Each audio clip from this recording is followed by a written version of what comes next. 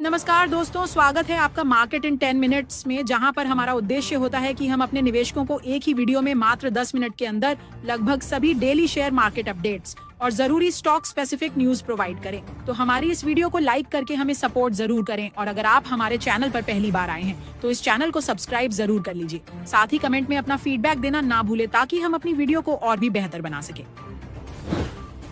दिवाली की शुभ मौके पर हुए मुहूर्त ट्रेडिंग सेशन में भारतीय शेयर बाजार ने उत्सव जैसा माहौल दिखाया। निफ्टी 25 अंकों की बढ़त के साथ 25,868 पर और सेंसेक्स 63 अंकों ऊपर चढ़कर 84,426 पर बंद हुआ। हालांकि बैंकिंग शेयरों में हल्का दबाव रहा, लेकिन आईटी, ऑटो और मेटल सेक्टर ने बाजार को मजबूती दी।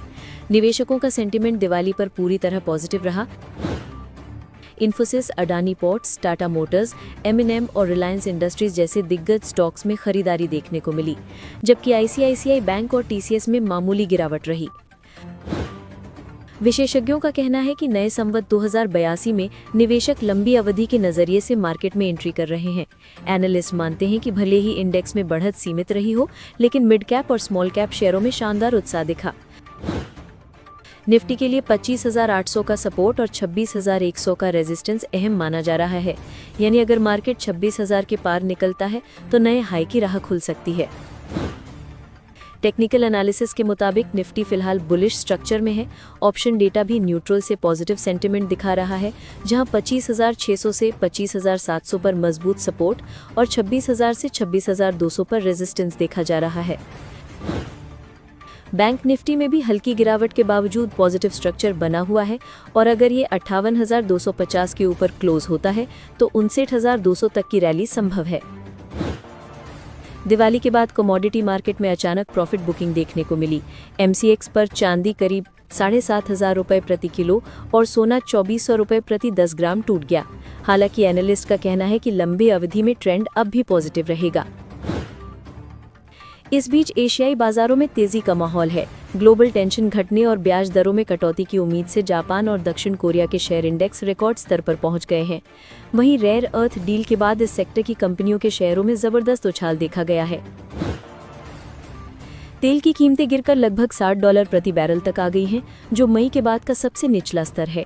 महंगाई घटने की उम्मीद और ब्याज दरों में कमी की संभावना से अमेरिकी बॉन्ड यील्ड भी 4% से नीचे चली गई है, जबकि सोना अपने रिकॉर्ड स्तर के पास बना हुआ है।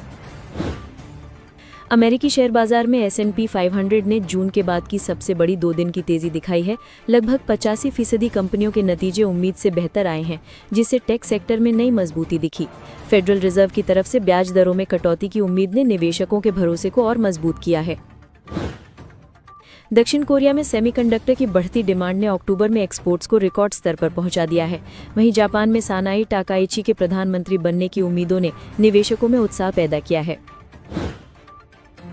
RBI की नई रिपोर्ट में कहा गया है कि दुनिया की आर्थिक स्थिति में उतार चढ़ाव के बावजूद भारत की अर्थव्यवस्था अब भी मजबूत और स्थिर बनी हुई है। RBI ने इस वित्त वर्ष के लिए भारत की GDP ग्रोथ का अनुमान बढ़ाकर 6.8% कर दिया है। रिपोर्ट के मुताबिक घरेलू मांग, मजबूत बैंकिंग सेक्टर और कम महंगाई दर भारत को स्थिर बनाए हुए हैं। बाहरी चुनौतियों के बावजूद देश की विकास दर बनी रहेगी और सरकार के स्ट्रक्चरल रिफॉर्म्स इस ग्रोथ को सपोर्ट कर रहे हैं। मेगासॉफ्ट लिमिटेड के शेयर मंगलवार को 20% की तेजी के साथ ऊपरी सर्किट पर पहुंच गए। IT और सॉफ्टवेयर कंपनी के स्टॉक ने 3 महीनों में 50% और 1 साल में 156% का रिटर्न दिया है। विदेशी निवेशकों ने भी अपनी हिस्सेदारी बढ़ाई है, जो कंपनी के फंडामेंटल्स पर भरोसे का संकेत देता है। सीजल ग्लास लिमिटेड के शेयर भी 5% के अपर सर्किट पर बंद हुए। रियल एस्टेट और ऑटो ग्लास की बढ़ती मांग और कंपनी के कैपेसिटी एक्सपेंशन प्लान्स ने स्टॉक को सपोर्ट दिया। पिछले 3 महीनों में इसने 76% और 1 साल में 72% का रिटर्न दिया है। यूनिमैक एरोस्पेस एंड मैन्युफैक्चरिंग लिमिटेड ने बेंगलुरु में 2 नई अत्याधुनिक मैन्युफैक्चरिंग यूनिट्स की शुरुआत की है, जो मिलकर करीब 1 लाख वर्ग फीट के क्षेत्र में फैली हैं। पहली यूनिट हाई प्रिसिजन कंपोनेंट्स के निर्माण पर केंद्रित है, जिन्हें एरोस्पेस, न्यूक्लियर और ऑयल गैस सेक्टर में इस्तेमाल किया जाएगा। इस यूनिट में कंपनी ने लगभग 120 करोड़ रुपए का निवेश किया है और यहां 300 से ज्यादा लोगों को रोजगार मिलने की संभावना है। दूसरी यूनिट खासतौर पर एरो इंजन प्रोग्राम्स और सेल्फ एलिवेटिंग प्लेटफॉर्म्स यानी जटिल मरीन स्ट्रक्चर्स के निर्माण के लिए बनाई गई है।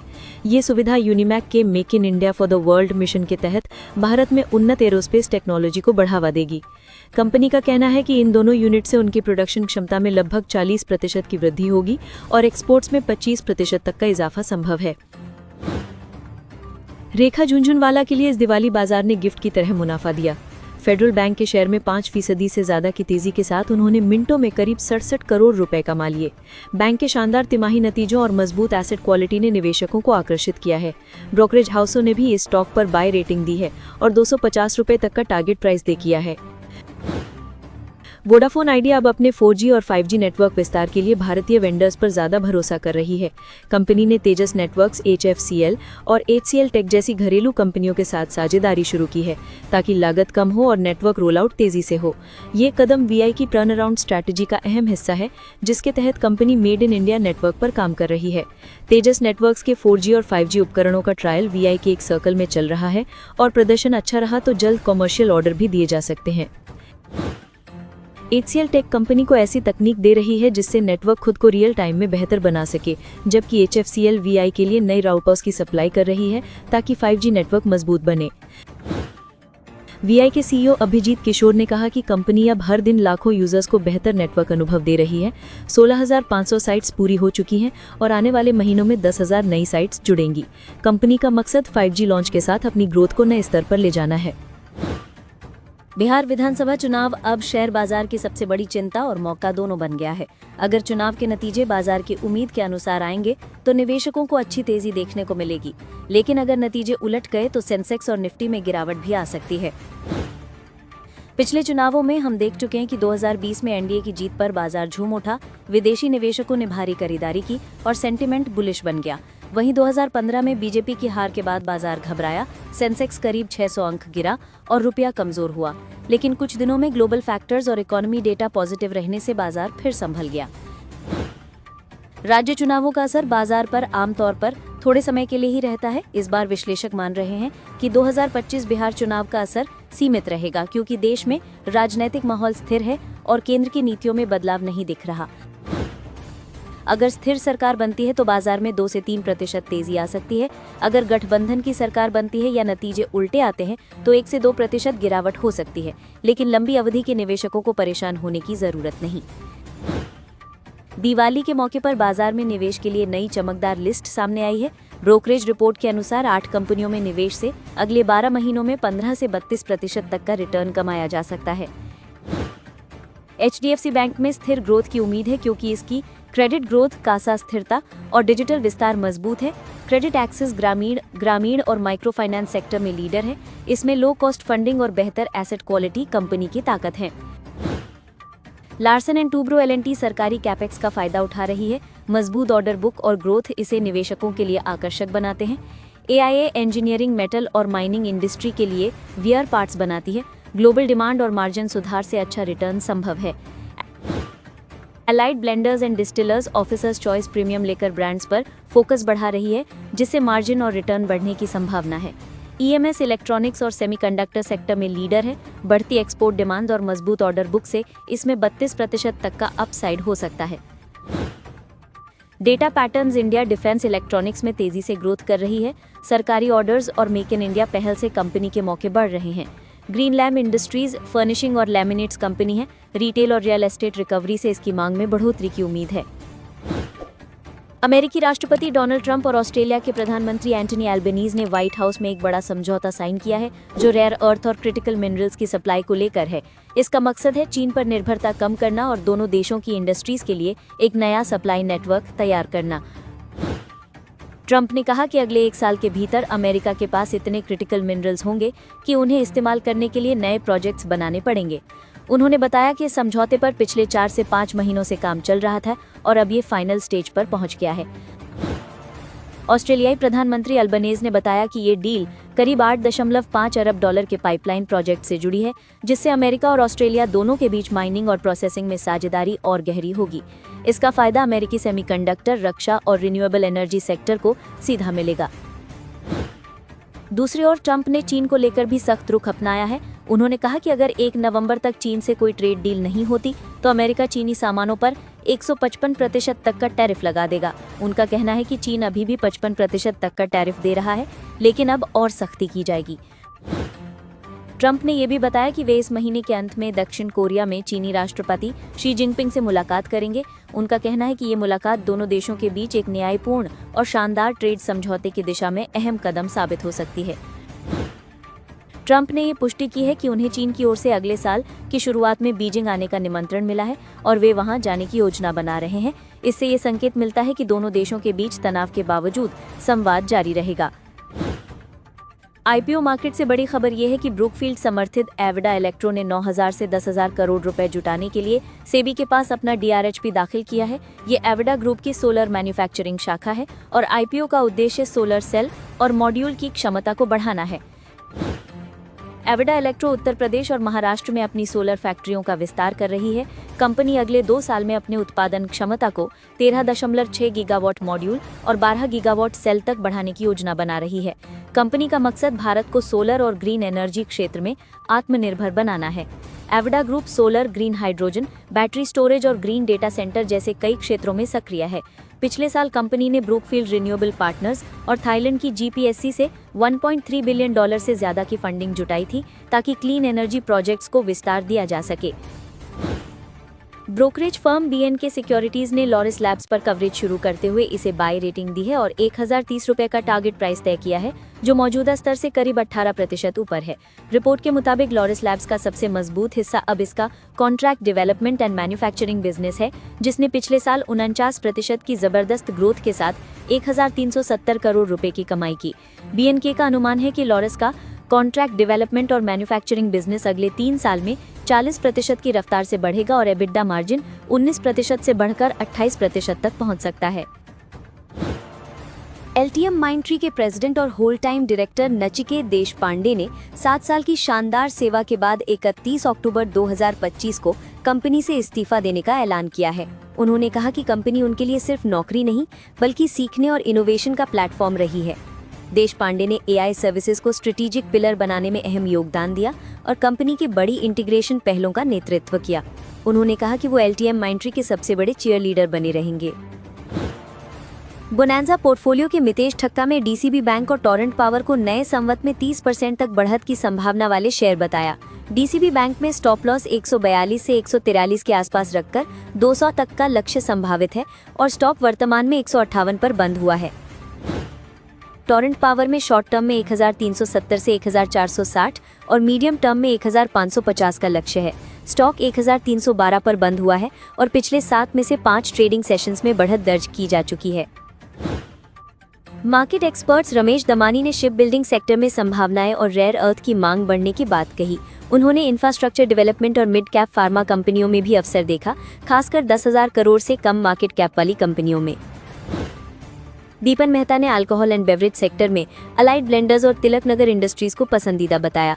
उन्होंने कहा कि प्रीमियम प्रोडक्ट्स और मजबूत ब्रांड वैल्यू से ये सेक्टर निवेशकों को अच्छा रिटर्न दे सकता है। नीलेश शाह के अनुसार छोटे बैंक अब मजबूत स्थिति में हैं। उनके मुताबिक क्रेडिट ऑफटेक और निम्स बेहतर होने से री रेटिंग की संभावना है। वे डीकार्बनाइजेशन, इलेक्ट्रिफिकेशन और कंज्यूमर अपॉर्चुनिटीज से जुड़ी कंपनियों में भी भरोसा रखते हैं, जैसे एथर एनर्जी। धर्मेश कांत ने ओरियंट प्रो सॉल्यूशंस को पसंदीदा बताया, जहां उन्हें 1675 तक का लक्ष्य दिख रहा है। रिलायंस इंडस्ट्रीज के लिए उन्होंने 1650 का लक्ष्य और बैंक ऑफ इंडिया के लिए 155 तक पहुंचने की संभावना जताई। पीसी जूलर के स्टॉक में मुहूर्त ट्रेडिंग के दौरान 1% की तेजी आई। कंपनी ने 7.81 करोड़ नई इक्विटी शेयर जारी किए और 32.9 करोड़ रुपए जुटाई। SBI और यूनियन बैंक ऑफ इंडिया की हिस्सेदारी क्रमशः 2.44% और 1.15% है। भगेरिया इंडस्ट्रीज के स्मॉल कैप स्टॉक में मुहूर्त ट्रेडिंग के दौरान 3.51% की तेजी देखी गई और स्टॉक 195.20 रुपए के लेवल पर बंद हुआ। कंपनी ने हाल ही में अपना क्वार्टर रिजल्ट घोषित किया है। FII ने हिस्सेदारी 0.02% से बढ़ाकर 0.13% की है। कंपनी का रेवेन्यू पिछले साल की इसी अवधि के 132.41 करोड़ रुपए से बढ़कर 206.02 करोड़ रुपए हो गया, यानी 55.60% की बढ़ोतरी हुई।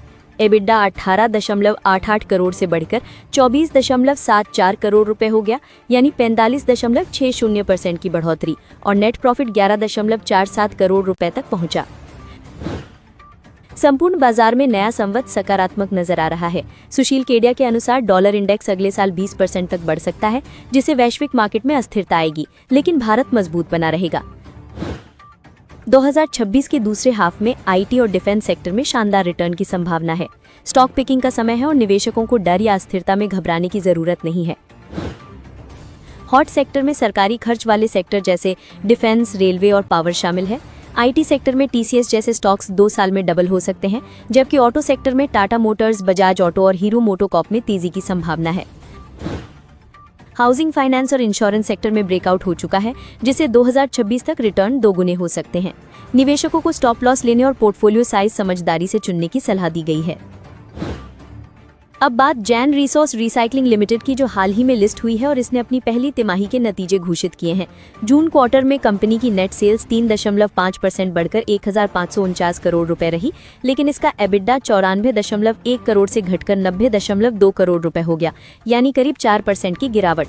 कंपनी के एल्यूमिनियम अलॉय सेगमेंट में अच्छी बढ़त दिखी, जहां रेवेन्यू 42 करोड़ से बढ़कर 88.7 करोड़ रुपए हुआ। लेड अलॉय बिजनेस में भी 597 करोड़ से बढ़कर 715 करोड़ रुपए की कमाई की। हालांकि कॉपर सेगमेंट में गिरावट दर्ज की गई, जो 773 करोड़ से घटकर 696 करोड़ रुपए पर आ गया।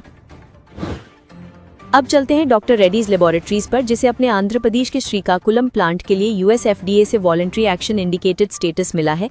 इसका मतलब है कि वहां कुछ कमियां मिली, लेकिन यूएस एफडीए कोई बड़ी कार्रवाई नहीं करेगा और निरीक्षण प्रक्रिया को क्लोज कर दिया गया है।